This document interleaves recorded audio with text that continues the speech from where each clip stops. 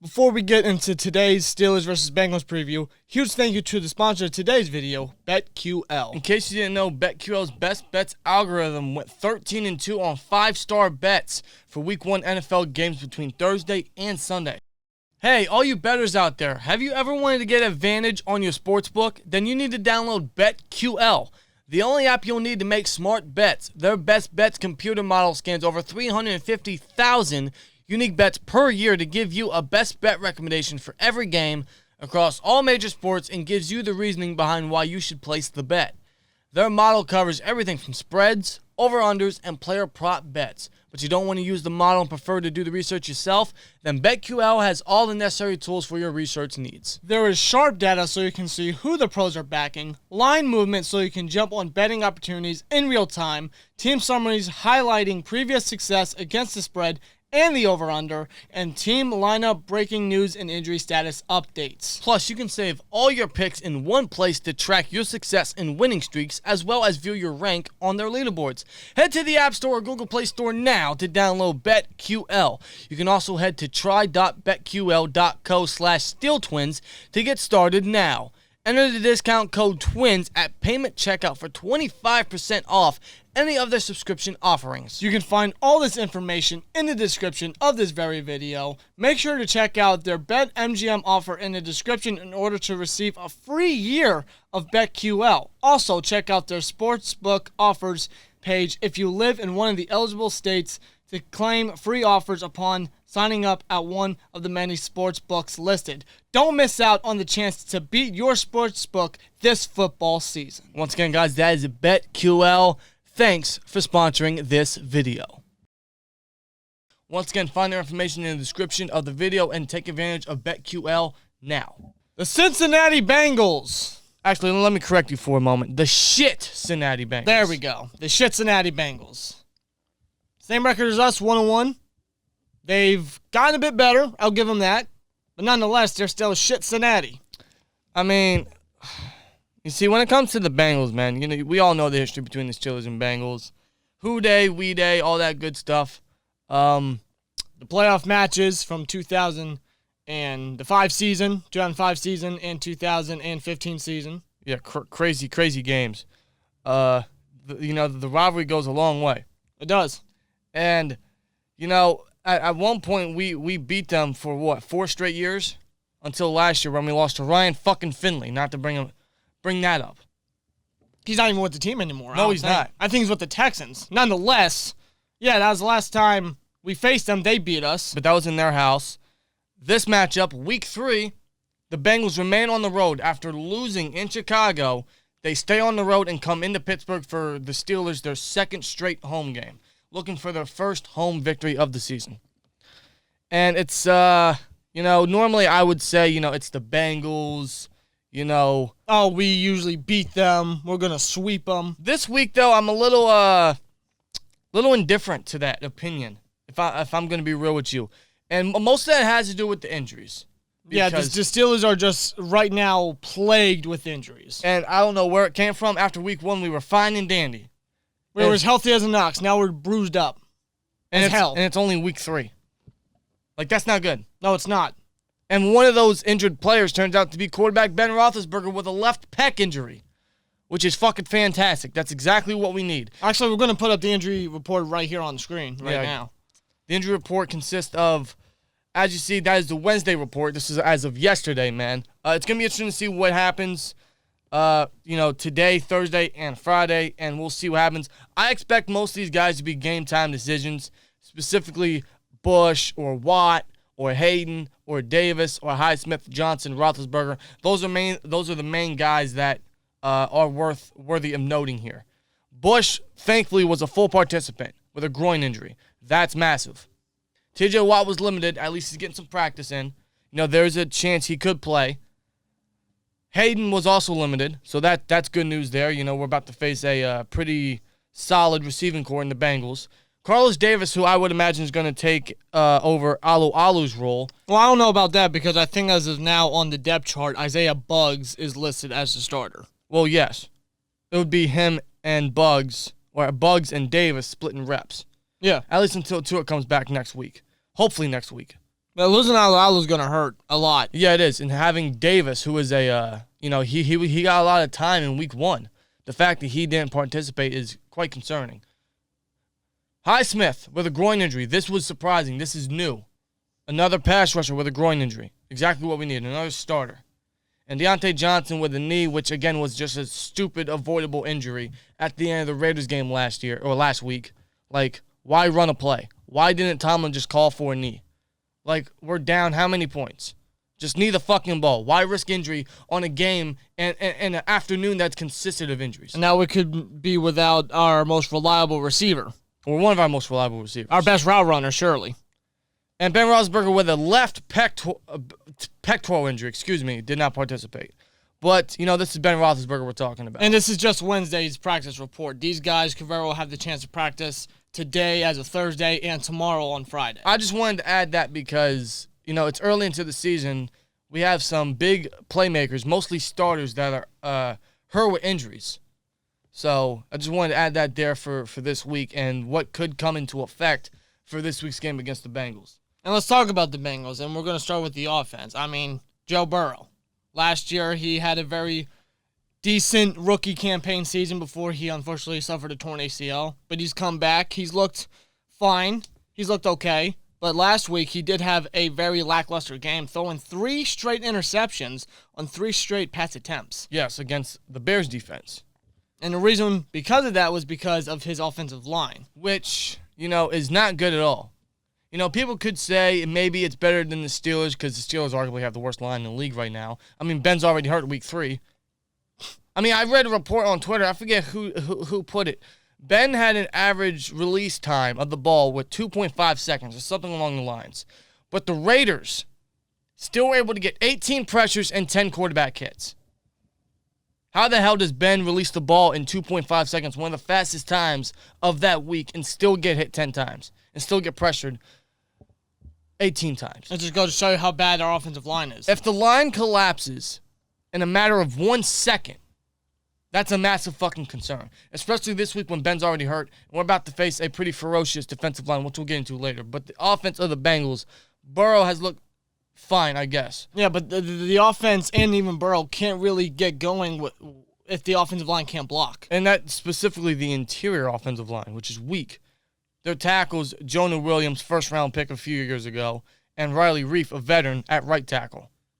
Tackles are probably the best spot on their offensive line, probably the bright spots. But that's also not saying much. It's not. I mean, it's not really anybody, great. To think they could have had Penny Sewell in the draft, but instead they passed on him, which we all know was the fucking rational pick. They passed on him for LSU teammate Jamar Chase, who I will say the last 2 weeks has actually started to look like his 5th overall pick potential. He has 2 touchdowns the last 2 weeks. I mean, he's been helping me in my fantasy. Good for you. I'll say that. I just hope he doesn't do it in this game. But nonetheless, the receivers are pretty good too. Jamar Chase, they got T. Higgins, who I think is going to be a beast. They got Tyler Boyd.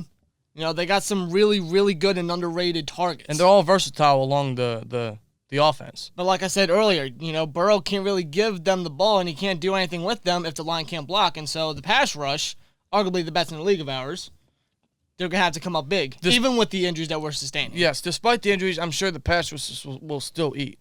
We still have Hayward healthy, knock on wood, because it seems like everyone on the defensive line is getting hurt. Davis is hurt. Alu's out for probably the year. Tuitt's hurt right now. He should be back hopefully next week versus Green Bay. Seems like everyone on that defensive line is getting hurt. Yeah. Knock on wood, Hayward. But Hayward's still healthy. We all know he's dominant, one of the best interior guys in the league. Just ages like a fine wine. So he should be able to still get constant pressure on Burrow. Watt and Highsmith, don't know the status of their. It could be a game-time decision. We'll see. But, we still got Melvin Ingram in there, and we should still be able to get some pressure on Burrow through that as well. So I'm sure that the pass rush could still eat and cause Burrow to, make some mistakes, throw some turnovers, and hopefully the offense of ours can be able to take advantage of that. But that's a lot easier said than done, knowing how our offense has been the past 2 weeks. Right. Before we get into the offense, of course, we don't want to underestimate Joe Mixon. 2nd in the league in rushing yards as of right now. And then that's what's probably going to really hurt us defensively facing him because, again, Alu's out, and he's probably our best run defender on the defensive line, or arguably one of the best. He's one of the most reliable ones, and he's out for the season. And Tuitt is still on IR. So we're going to have some depth pieces still filling in. Chris Wormley, maybe Isaiah Loudermilk, Isaiah Buggs, maybe Carlos Davis if he's healthy. So we're going to have a lot of young depth guys to step in for some of the, injured guys still. Right. So that will be telling this week to see what these guys can do. Mixon is not to be underestimated at all. He's a hell of a back. If he can get some consistency going, if the line can get some consistency going, Mixon is a dominant running back. Yeah, he is. He's a hell of a back, and he's going to be a tough guy to stop. Right, and hopefully we get Bush back because that will help try to limit Mixon as well. If not, Spillane will obviously have to step in again. He looked pretty solid against Run last week, but, comparing, Kenyon Drake or a Peyton Barber to a Joe Mixon is just, I'd take Mixon all day. Just because he's a pure runner. So I will add that about the running game, but hopefully the pass rush in the front seven come to eat and still limit that. And hopefully, yeah, like Rob just got to, the offense takes advantage of what the defense can do. Because I have no concerns about this defense still being able to make plays. Yeah, no doubt. I'd hope specifically Hayden gets back. Because we've seen, man, when Hayden's inactive, the corner core is just so much weaker. Oh, you saw that against the Raiders. Derek Carr shredded our goddamn up like sliced cheese. Yeah, literally. So, I like the guys we got on secondary, but they don't hold a fucking candle to what Hayden does. No, and his talent and his reliability. Even at his age still. So hopefully we get Hayden back and now try to limit the receiving core and help out the secondary altogether. But the offense definitely still has to step up. They have to do something. They have to get some consistency going. They got to just honestly do something at this point. Especially the offensive line. And they're going up against a lot better defensive line compared to last year. They got Trey Hendrickson, who's replacing Carl Lawson, who went to the Jets. And he had a breakout year last year for the Saints. You got Sam Hubbard on the opposite side.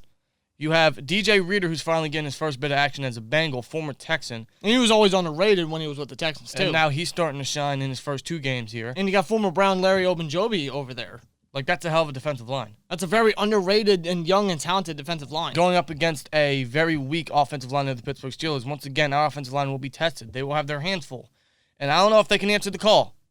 I know it's a patient thing. It's a waiting game, but man, seeing how they got to go up against these stacked D lines, week after week is and knowing who the hell they have to protect, a 39-year-old Big Ben who has a left pectoral injury right now. That's early and has been taking some very unnecessary hits.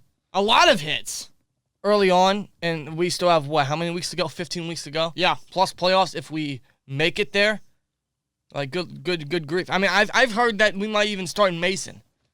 I've heard rumors we might start Mason. And you know what?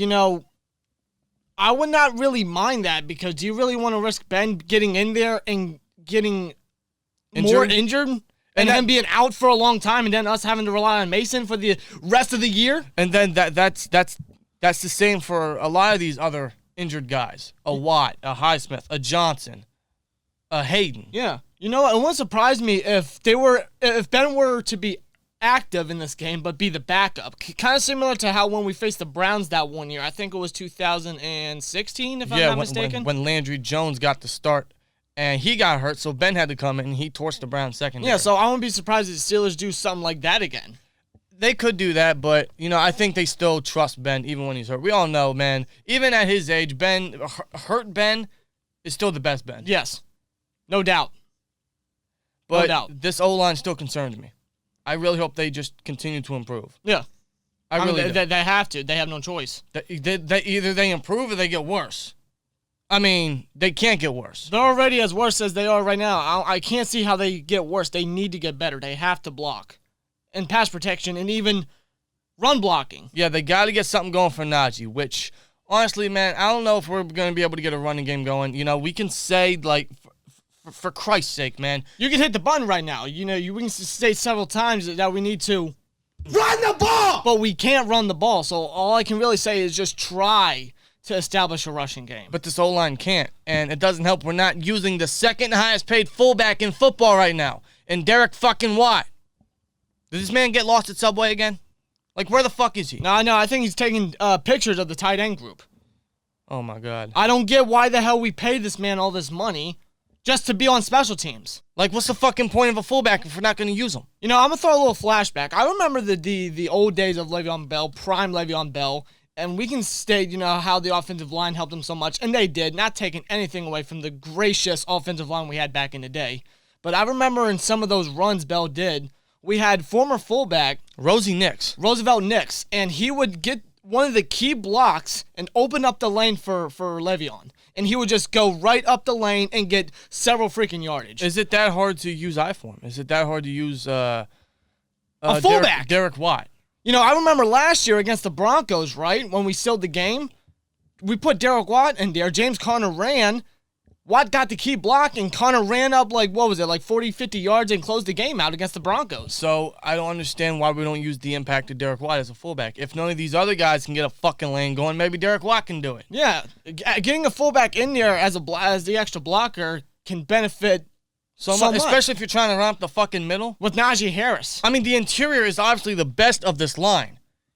Kevin Dotson, Kendrick Green, who's going to be a beast, just give him time, and Trey Turner. The tackles are the weak point. The tackles suck. And I like Dan Moore a lot. I really do. And I know he's going to grow. But Chucks is fucking god-awful. He is so bad. Maybe not as bad as we're trying to make him out to be, but... No, he's bad. I'm sorry. But that may be just me, but I don't trust Chucks anymore. No, we might get Banner back next week at Green Bay as well. I don't know. Hopefully he's better. But the interior is the best part of the line. But when we try to run up the middle, there's little to no success.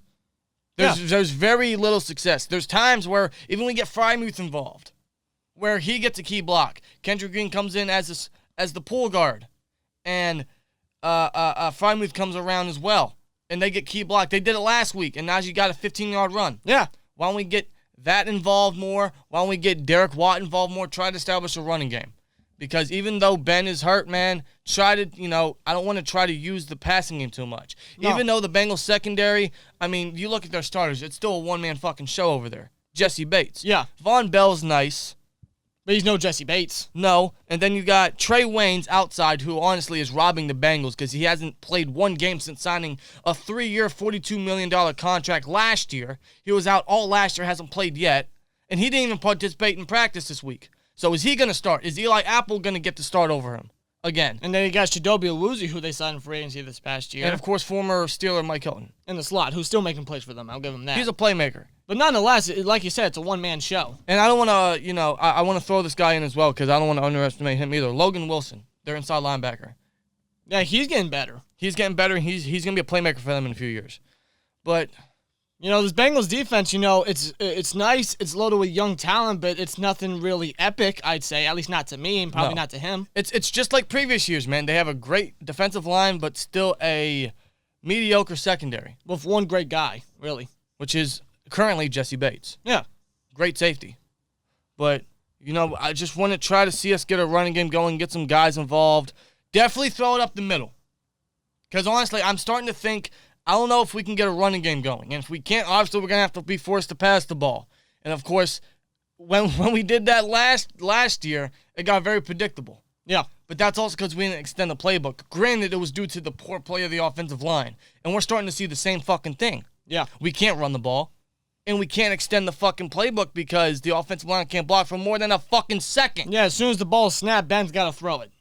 And the receivers don't even have time to, really concentrate on trying to catch the ball for the most time. Or they can't get up the fucking field. No, they can't. Because the line can't block long enough. That's probably why we throw short so many goddamn times. Exactly, and that's exactly what we're seeing now. The offensive line's got to step up in this game. They got to do better. They got to give Ben some time in the pocket, try to get a running game going. Obviously, this is all wishful thinking at this point. It is. It's crazy how I'm going on a rant like this, and it's only week 3, and I'm trying not to overreact. No, but listen, I'm right there with you because it's literally the same goddamn thing from last year. We were all hoping and thinking, oh my God, the offense is going to be better. It's going to be new. It's going to be fresh. It's the same thing. It is. It's no different. As of right now, hopefully we see some promise. We see some growth this Sunday against the Bengals in Pittsburgh. Hopefully secure our first win in Heinz Field for this season. But we got to extend the playbook a little bit, especially if we can't get a running game going. We got to get some guys up the middle of the field. Use Juju up the middle of the field. That's where he's most effective. Definitely get the tight ends involved, specifically Pat Frymuth, because this motherfucker catches everything. He does. He's getting more snaps than fucking Ebron. And rightfully so. The guy's more reliable in blocking and catching. He's our number 1 tight end. Get him involved. He's highly underutilized. You drafted him in the second round for a reason. He was the second best tight end in the draft. Use a guy. Yeah, exactly. Use him up the middle. Exactly. So this offense has got to be so much better. And it all starts with the offensive line, because if the offensive line can do better, we can get a running game going, we can extend the playbook, we can get up the middle of the field, which hopefully that's the case. Maybe we just got to wait a little more. I think we do. Yeah, we do. Maybe we're overreacting, and I'm not trying to do that. No, we're not. It's just it's frustrating at the moment. Hopefully against the Bengals they do, do better. They get some more plays out there. They look new, fresh. But with these injuries, man, it's going to be concerning. It's going to be a tough battle. Even though it is the Bengals on a second straight road game. Nonetheless, the Bengals, when a healthy team, they're a competitive team. They can be. They can be if they have all the right pieces in mind. Yeah. But, they haven't had that for a long time, and that's specifically the head coach. But that all starts up with ownership. And that's the Bengals for you. That is the Bengals for you. But nonetheless, Heinz Field, Steelers versus Bengals. Hopefully we can win. Hopefully we can advance to 2-1. Once again, thank you to our sponsor, BetQL, the only app you will need to beat your sportsbook. Find their information along with a 25% off discount code in the description of this video. And also check out the special BetMGM offer in the description in order to receive a free year of BetQL and other sportsbook sign-up offers and bonuses. We'll see what happens, man. Let's get this win. Here we go, Steelers. Second straight home game for the Steelers, man. Hopefully we get our first win in Heinz this year. Here we go, Steelers. Let's get this win. And, I guess see you guys in the next one. Like, comment, subscribe, and we'll see you later. Peace!